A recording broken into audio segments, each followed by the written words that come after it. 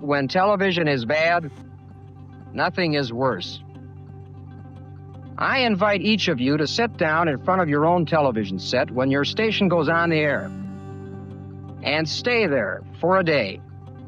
Keep your eyes glued to that set until the station signs off. I can assure you that what you will observe is a vast wasteland. That's former Federal Communications Commission Chairman Newton Minow, speaking to the National Association of Broadcasters in 1961. Ours has been called the jet age, the atomic age, the space age. It is also, I submit, the television age.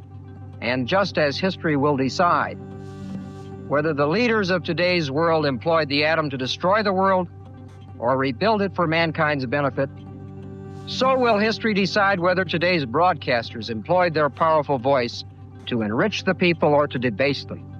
4 years later, the Carnegie Commission on Educational Television begins studying the role of non-commercial educational television. Their report, released in January 1967, calls for the establishment of a corporation for public broadcasting.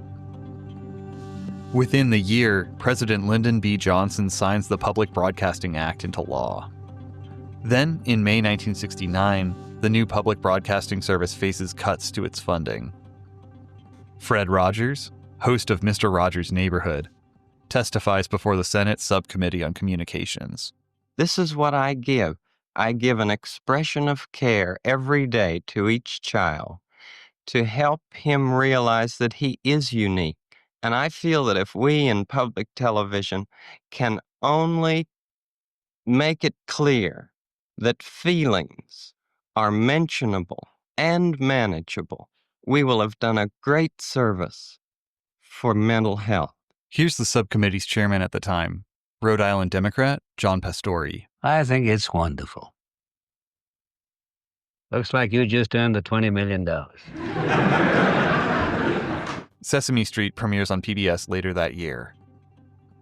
This week on the Crossroads Suncast, with public media once again facing cuts, what's on the chopping block, and what that means for your community. I'm Bryce Patterson.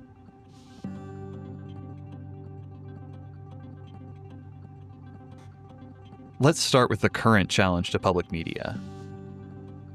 On Thursday, June 12th, Republicans in the House narrowly passed the rescissions package, a proposal from President Donald Trump which cancels billions of dollars in previously approved funding. The majority of those spending cuts target foreign aid spending across a range of programs, including a Bush-era program designed to slow the spread of HIV/AIDS. The rescissions package also includes $1.1 billion in cuts to public broadcasting. Congress had previously approved those appropriations for the next 2 years as part of a government funding bill in March. The argument against public media has two parts. Here's Kentucky Congressman James Comer speaking at a House hearing on March 26th. I was in a tractor sometimes 10, 12, 14 hours a day, and I listened to the radio, and the only radio station I could get that had news was public radio. So I listened to as many hours of public radio as anyone on this panel, I can assure you. And it was a great service. That was 30 some years ago. Today, in that same remote area, I mean, you've got Sirius XM, you've got podcasts, there's internet access now. There's a whole menu of media options now. Argument 1, public media is less relevant today because consumers have a broader range of media options than they did in the late 1960s. Comer is speaking against a backdrop of 2 poster boards featuring NPR headlines, which he says show a liberal bias. That's the other side of the argument against funding public media, that NPR and PBS have a liberal bias, leading them to report disinformation. People that listen to NPR, they're totally disinformed on the truth. And you know, I have a problem with that because you get federal funds. Leaders at NPR and PBS deny that bias.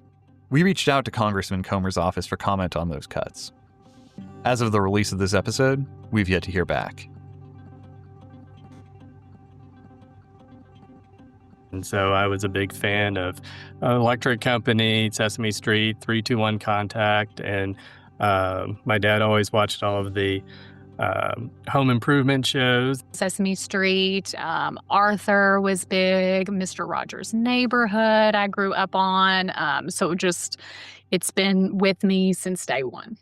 That's Senior Director of Marketing Communications for Kentucky Educational Television, Todd Piccirilli, and Friends of KET President Elizabeth Griffith Mudd. She's also president of Kentucky Lake Economic Development in Marshall County. KET is Kentucky's main public broadcaster and the state's largest PBS member. KET carries many of the shows that PBS is known for, like Sesame Street and Antiques Roadshow, as well as offering content unique to the Bluegrass State. We cover Kentucky, both the arts and culture. Our Kentucky Life series goes around the state to feature hometown heroes and lots of great things that are happening around the state. And our public affairs team is everywhere, obviously in Frankfort to cover the legislature, but also traveling around the state to get stories and try to really tell what's happening, what are the issues that matter to Kentuckians, and to provide some solutions-based journalism. Those of us who live in Western Kentucky and Eastern Kentucky, it's hard to get to Frankfort as much as we would like to. Those are 3, 4, 5-hour drives. And so KET is that connector that allows us to hear everything that's going on. It gives us the transparency, the accountability we all want as constituents. The live feeds of Kentucky's legislature are used by television stations across the state. We routinely pull video from them in our coverage of Kentucky politics. Griffith Mudd says KET is especially important for communities with less access to local media. We're so fortunate to have WPSD right there in Paducah, who's covering Kentucky things that are happening. But, I grew up in Davis County and Owensboro, and our news came from Evansville. It was Indiana news a lot of the time. So there wasn't as much Kentucky coverage. So we really turned to KET to see what's going on in our state and what's happening across there, what's going on in far west, far east, central. So that access piece is another huge thing because we have a lot of communities around the state who they pull their news from: Illinois, Indiana, Tennessee. So to have KET is that one connector for all of us. KET and PBS as a whole are funded by a private-public partnership. That's a mix of state funding, federal money, and donations from viewers like you and me. Currently, KET is looking at cuts to about 14% of its overall budget. That's a massive shortfall to fill in 2026 if the rescissions package does pass in the Senate. That money goes to a whole range of programs, and Piccirilli and Griffith Mudd say it's broader than many people realize. They say education is always a priority. Kentucky, like a lot of states, we're not alone in this, kids are not in formal preschool, and they're not prepared to go into kindergarten. And that is something that we feel like is very preventable. Our educational programs that we provide from PBS are part of that early childhood development, is because these are programs that are developed with certain skill development in mind. I don't want to disparage what you may see on other channels, but that is not necessarily the driving force between for those kids' programs through other sources. Alongside that educational programming, they also provide resources used in classrooms across the Commonwealth and GED courses for adults. During natural disasters, KET steps in to help with communications. We help provide a backbone. We have a 15 transmitter network across the state. It's very rare that one of our towers or transmitters would just go down. So we're there to provide backup communications for emergency personnel. And then there are a number of, fire, police, National Guard, FBI, others that use our towers for their own communication systems. Piccirilli says KET and public broadcasting in general is vital to helping communities tell their own stories and sharing those stories more widely. Who else is going to as Kentucky's only statewide media, who else is going to be the kind of convener and connector that KET is? And who else is going to, for the people of Paducah, take stories that highlight the people, places, arts, history, and culture of Paducah and share it with somebody in Pikeville? Even when other organizations tell those stories, KET has an advantage. Like California production company could come in and do that, but then they leave, and they're, all that occupational tax is going to California and different things like that. Well, we want that here. We want that talent here. And KET employs all that talent, and then it goes right back into our communities. The rescissions package passed in the House by a vote of 214 to 212.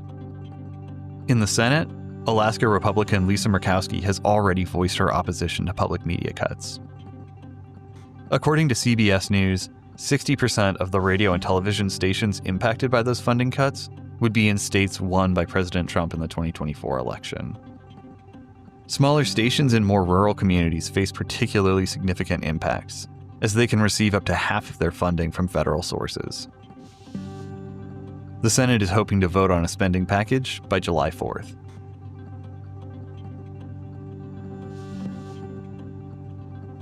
If you have a story you'd like to see on Season 2 of the Crossroads Suncast, email us at newstip@WPSD-local6.com.